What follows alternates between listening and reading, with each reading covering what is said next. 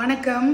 இன்னைக்கு வாசினி பாப்பாவுக்கு ருதுசாந்தி விழா நிர்விக்ன லட்சுமி இல்லத்துல மிக எளிமையான முறையில் அவளுடைய முத்தங்கியில் கிராண்டாக அவள் தெரிஞ்சா கூட ரொம்ப எளிமையான முறையில் நான் பண்ணி முடித்தேன். ஒரு மகிழ்ச்சியான செய்தியையும் உங்கள் கூட நான் ஷேர் பண்ணிக்க விரும்புகிறேன்.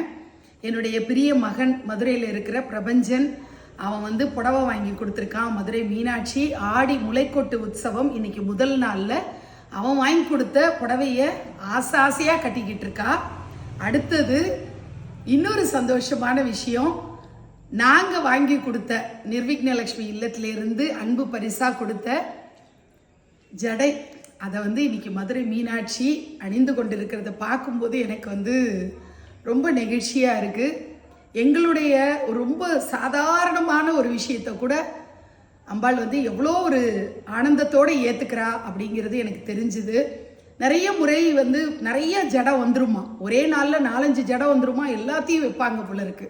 ஆனால் இன்னைக்கு நாங்கள் வாங்கி கொடுத்த ஒரே ஜடை, அதை அழகாக அவள் தலையில் சூடிக்கிட்டு இன்னைக்கு நகர்வலம் வந்திருக்கா. எத்தனையோ பேர் அவளுடைய பக்தர்களாக இருக்கிறவங்க பார்த்து தரிசனம் பண்ணியிருக்காங்க. அவளுடைய பின்னழகு அவ்வளோ பார்த்து எல்லாரும் பூரிச்சு போய் சந்தோஷப்பட்டிருக்காங்க.